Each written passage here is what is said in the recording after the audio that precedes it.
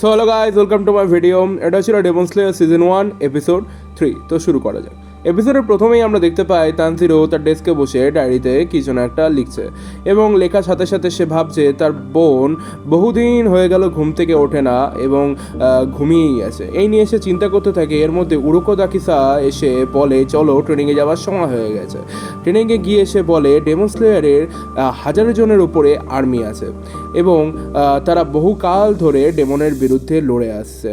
এই আর্মির গিউ হচ্ছিল একটা পার্ট এবং গিউ একজন হাসিরা, সেটা আমরা আগেই আলোচনা করেছি।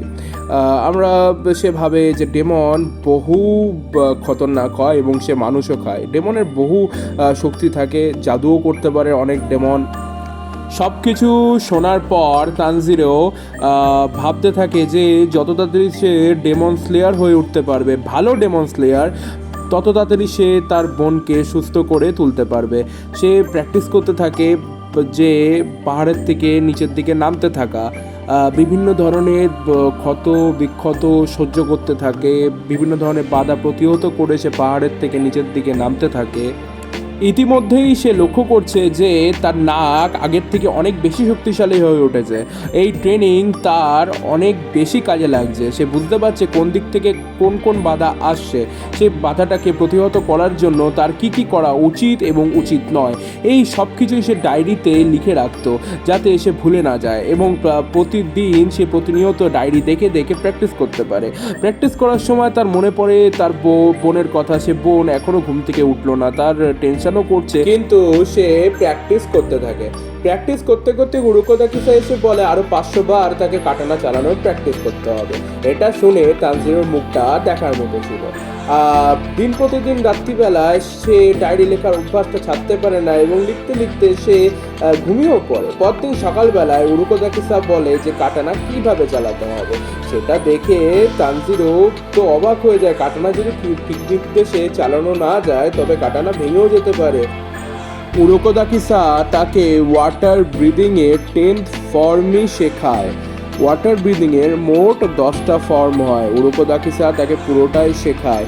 এর মধ্যে সে বলে যে এটা শেখার জন্য তাকে টোটাল কনসেন্ট্রেশন ব্রিদিং শিখতে হবে। আর এটা শেখা মুখের কথা নয়, সবাই এটা শিখে উঠতে পারে না। তো এর জন্য কঠোর ট্রেনিংয়ের প্রয়োজন। এটা শোনার পর তানজিরো খুবই কষ্ট করে ট্রেনিং করতে থাকে আর উরুকো দাকিসা তাকে টেনে ফেলে দেয় উপরের দিকে। তানজিরো উরুকো দাকিসার দিকে তাকিয়ে থাকে এবং উরুকো দাকিসা বলে এবার তুমি টোটাল কনসেন্ট্রেশন ব্রিদিং প্র্যাকটিস করো এবং সে শ্বাস ভেতরের দিকে নেয় এবং ছাড়ে। উরুকো দাকিসা বলে এইভাবে না এবং সে পেটে একদম ঘুষি মারে এবং তানজিরো পেটটি ধরে নিচের দিকে বসে পড়ে। তানজিরো বলে এইভাবে করব না, এইভাবে করা যাবে না, এইভাবে করব না, এইভাবে করা যাবে না। এইভাবে সে বিভিন্ন ধরনের স্টাইল দেখায় যে সে টোটাল কনসেন্ট্রেশন ব্রিদিং কি করে করবে। আবার সে পেটে মারে। তানজিরো তো এবার বাচ্চাদের মতো কাঁদতে থাকে এবং নিচের দিকে বসে পড়ে। উরুকো দাকিসা তাকে নিয়ে আসে ঝর্ণায় জলের সাথে এক হওয়ার জন্য এবং লাথি মেরে সে ওপর থেকে নিচে ফেলে দেয় তানজিরোকে। উরুকো দাকিসা নিচের দিকে দেখতে থাকে যে তানজিরো ভেসে যাচ্ছে। তানজিরো জলের মধ্যে দাঁড়িয়ে প্র্যাকটিস করতে থাকে এবং সে বোনের সম্পর্কে ভাবতে থাকে যে বোন অনেক দিন ধরেই ঘুমাচ্ছে, প্রায় 1 বছরের কাছাকাছি হয়ে গেল। উরুকো দাকিসা একটা ডাক্তার দেখিয়ে চেক করায় যে সে ঠিক আছে কিনা। ডাক্তার তো কিছুই বুঝতে পারে না কারণ নেজুকো এখন ডেমন হয়ে গেছে। তানজিরো তার বোনের মাথায় একটু হাত বুলিয়ে দেয় এবং পরদিন সকালবেলায় চলে যায় সে আরও বেশি কড়া ট্রেনিং করতে। পাহাড়ের ওপরে সে উঠতে থাকে। এই পাহাড়ের ওপর থেকে উঠতে উঠতে সে নিচেও পড়ে যায়, আবার উঠে সে প্র্যাকটিস করতে থাকে, কাটানা নিয়ে প্র্যাকটিস করতে থাকে। দিন প্রতিদিন সে কাটানা চালানোতে দক্ষ হয়ে উঠছিল। প্র্যাকটিস করতে করতে পরদিন সকাল হয়ে যায়। পরদিন সকালবেলায় উরুকো দাকিসা তাকে ডেকে নিয়ে এসে বলে যে তোমার প্র্যাকটিস কমপ্লিট, তোমার সব কিছু শেখা হয়ে গেছে। All 10th form of water breathing is complete. সে বলে এইবার তুমি যেতে পারো তোমার ট্রেনিং পরীক্ষার উদ্দেশ্যে। এই বলে উরুকোদাকিসা তানজিরোকে নিয়ে চলে যায় বরফের পাহাড়ের দিকে। বরফের পাহাড়ের দিকে গিয়ে তানজিরো লক্ষ্য করে একটা বড় পাথর আছে সেখানে, এবং উরুকোদাকিসা তাকে বলে এই বড় পাথরটা কাটতে পারলে তবেই সে তাকে পরীক্ষা দিতে যাওয়ার অনুমতি দেবে। এই বলে উরুকোদাকিসা তো তানজিরোকে পুরোপুরি ভয় পাইয়ে দেয়। এত বড় পাথর সে কাটবে কি করে, কারণ এত বড় পাথর কাটতে গেলে তো তার কাটানা ভেঙেই যেতে পারে। কিন্তু সেটা উরুকোদাকিসা শুনলো না এবং না শুনেই সে চলে গেল। তানজিরো অবাক হয়ে তাকিয়ে থাকে যে তার মাস্টার তাকে একটা গুরুত্বপূর্ণ দায়িত্ব দিয়ে চলে যাচ্ছে এবং সে আর ফিরেও আসেনি তারপর থেকে। তানজিরো মনস্থির করে যে এই বড় পাথরটি সে কেটে তারপর বিশ্রাম নেবে, না হলে তো সে তার বোনকে বাঁচাতেও পারবে না। তো এই বলে সে ছুটে যায় বড় পাথরটি কাটার উদ্দেশ্যে। কাটানা দিয়ে বাড়ি মারে, কিন্তু বড় পাথরটি তো কাটে না, উল্টে তার পুরো শরীরটি নাড়িয়ে দেয়। কিন্তু তানজিরো মনস্থির করে যে সে এই বড় পাথরটি কেটেই থাকবে, কেটেই তারপর ছাড়বে। এর জন্য তাকে প্র্যাকটিস করতে হবে প্রথম থেকে all 10th form of water breathing. যা বলা তাই কাজ, সে প্রথম থেকে প্র্যাকটিস করতে থাকে রাত দিন না ঘুমিয়ে, আবার যাতে সেই বড় পাথরটি কাটতে পারে এবং তার বোন নেজুকোকে বাঁচাতে পারে। তার একটাই তো লক্ষ্য যে তার বোন নেজুকোকে সে বাঁচাবে রাত দিন না ঘুমিয়ে। ডেমন থেকে মানুষ কি করে গড়ে তুলবে সেটা শুধুমাত্র ডেমনই জানে।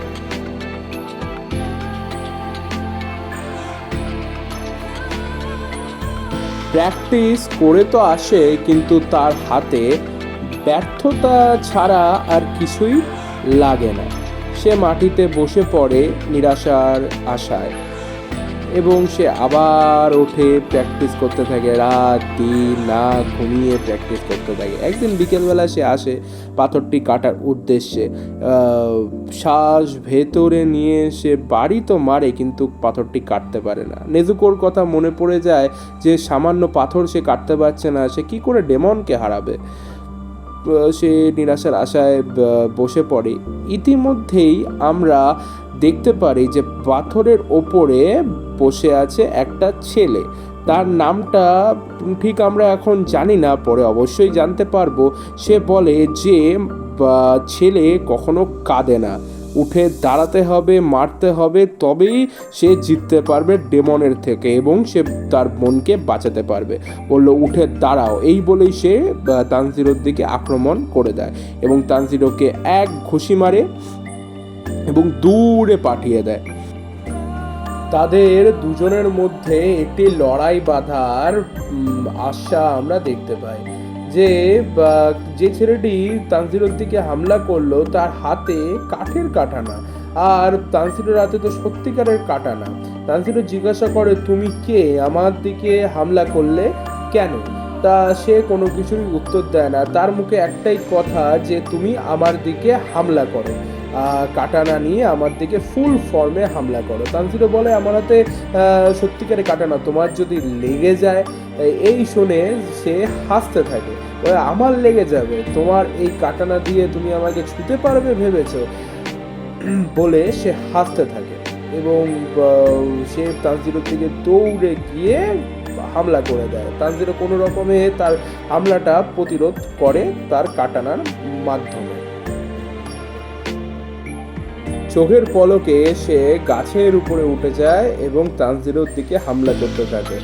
তানজিরো তো তার স্পিড দেখে অবাক, যে আমার তো এরকম স্পিড নেই, কে এই ছেলেটা যে এরকম ফুল স্পিডে আমার দিকে হামলা করছে, আমি তো তার হামলা সামলাতেই পারছি না। চোখের পলকে সে তানজিরোর কাছে পৌঁছে যায় এবং এই গাছ থেকে ওই গাছে লাফাতে থাকে এবং তানজিরোর দিকে হামলা করতে থাকে। এই বলেই সে ফুল ফর্মে আবার তানজিরোর দিকে হামলা করে দিয়েছে এবং তানজিরো নিচের দিকে পড়ে গেছে। তানজিরো তানজিরো চোখ খুলে ভাবে যে কিভাবে হামলা করছে, আমার তো এত স্পিড নেই, আমি কি করে কি করছি। সে বলে যে তুমি ফুল ব্রিদিং টেকনিক শুধু শিখেছো, মুখস্থ করেছো, কিন্তু শরীরের ওপর অ্যাপ্লাই করোনি। তোমাকে ফুল ব্রিদিং টেকনিক শিখতে হবে, ওয়াটার ব্রিদিং টেকনিককে নিজের মতো করে ব্যবহার করতে হবে। ওয়াটার ব্রিদিং টেকনিক যাতে তোমার উপরে হেভি না হয়ে নিজের শরীরের একটা অংশ বলে মনে হয়। এত কথা শোনার পর তানজিরোর মনেও ভাবনা জন্মায় এবং সে ওর দিকে পুরো ফুল ফর্মে হামলা করে দেয়, কিন্তু তার কোনো হামলায় তার দিকে এফেক্টিভভাবে কাজ করছিল না।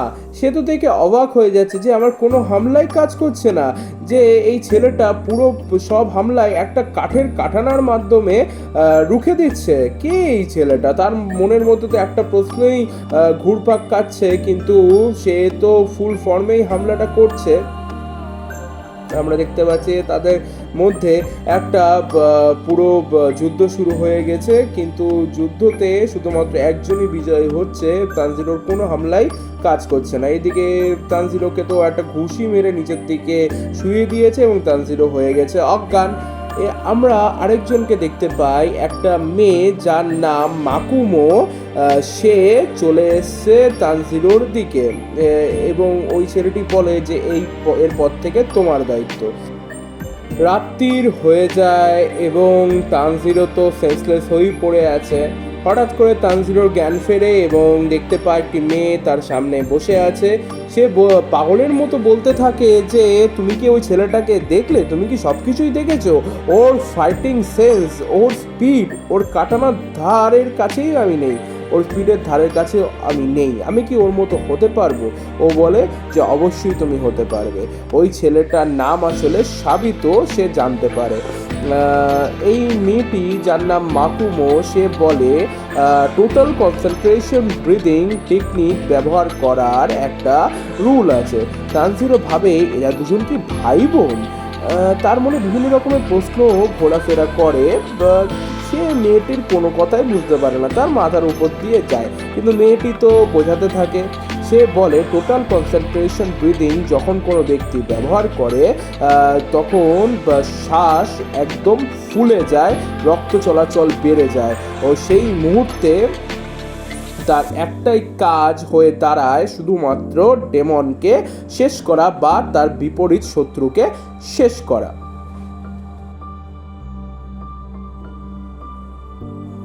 মেয়েটি তানজিরোকে, যার নাম মাকুমো, তানজিরোকে ট্রেনিং দিতে থাকে এবং তানজিরো ট্রেনিং করতে থাকে। তারপরে বিভিন্ন ধরনের চ্যালেঞ্জ ছুড়ে দেয় সে সাবিতোর দিকে, কিন্তু তাও সে সাবিতোকে হারাতে পারে না।